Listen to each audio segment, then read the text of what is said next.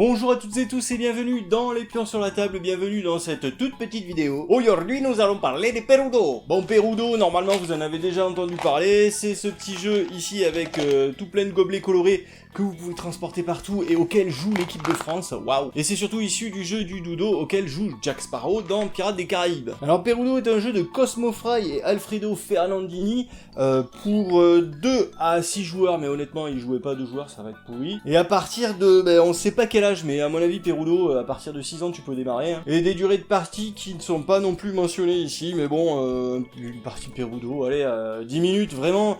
Si vous êtes complètement beurré en jouant au Perudo et que vous perdez beaucoup de temps et que ça vous fait beaucoup marrer, bah peut-être que ça va durer 20 minutes. Installez-vous confortablement dans un coin de la taverne pendant ce temps. Moi je pose les dés sur la table.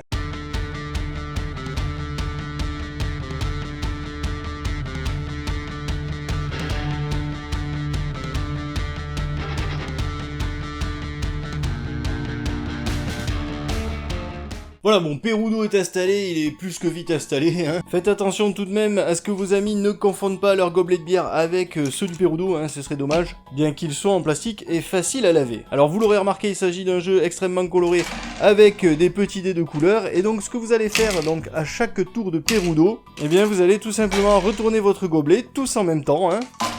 Et puis vous allez secrètement regarder un petit peu ce qui se passe sous le gobelet. Alors là pour vous, je vais vous montrer, voilà. Mais sinon, hop, je la jouerai plutôt comme ça, en fait, histoire que personne ne voit ce qui se passe là-dessous. Donc là, on le voit ici, j'ai 2 D3, j'ai 1 D2, et j'ai 2, ce qu'on appelle Paco. Donc ça remplace les faces 1, en fait, d'un dé traditionnel. Et donc, admettons que je sois le premier joueur, le joueur actif. Le but du jeu dans Perudo, eh bien, ça va être de faire des paris sur le nombre de dés qu'il y a autour de la table. Admettons, là, on voit que j'ai du 3. Eh bien, je pourrais très bien commencer à parier sur les 3. Sachant que, autour de la table, également, les Paco ont le rôle de joker. Ce qui veut dire que ici, potentiellement, déjà, sous mon gobelet, eh bien, j'ai 4 dés de valeur 3. Donc je peux, sans trop de problème, annoncer qu'autour de la table, il y a 6, 7, voire même 8 dés de valeur 3. Hein. Après, c'est à moi de faire mes calculs dans ma tête, hein, sachant que là, pour le moment, il y a 30 dés autour de la table, puisqu'il y en a 5 par gobelet. À partir de ce moment-là, eh bien, mon ami Orange, qui lui aussi a lancé ses dés à l'avance, va soit mettre ma parole en doute, c'est-à-dire qu'il va dire, bien, il n'y a pas 6 dés de valeur 3 autour de la table. Et à ce moment-là, eh bien, on va tous regarder ce qu'il y a dessous, et puis on va compter, hein, tout simplement. Là, déjà, lui, il en a un, donc déjà, on est à 5, et puis il y a de fortes chances que, même ici, il y en ait un, vous voyez. Voilà, donc là, déjà, il a perdu, donc quand il perd, en fait, il perd un dé, hein, puisqu'il a mis ma parole en doute, il a osé, le bougre. Et donc, le but du jeu, eh bien, ça va être de conserver le plus de dés le plus longtemps possible, parce qu'au fur et à mesure, eh bien, lorsque les gens n'auront plus de dés, eh bien, ils seront éliminés de la partie, tout simplement. Alors, le joueur Orange, au lieu de faire ce choix stupide, aurait tout à fait pu renchérir en fait sur mon offre de départ. C'est-à-dire qu'il aurait pu soit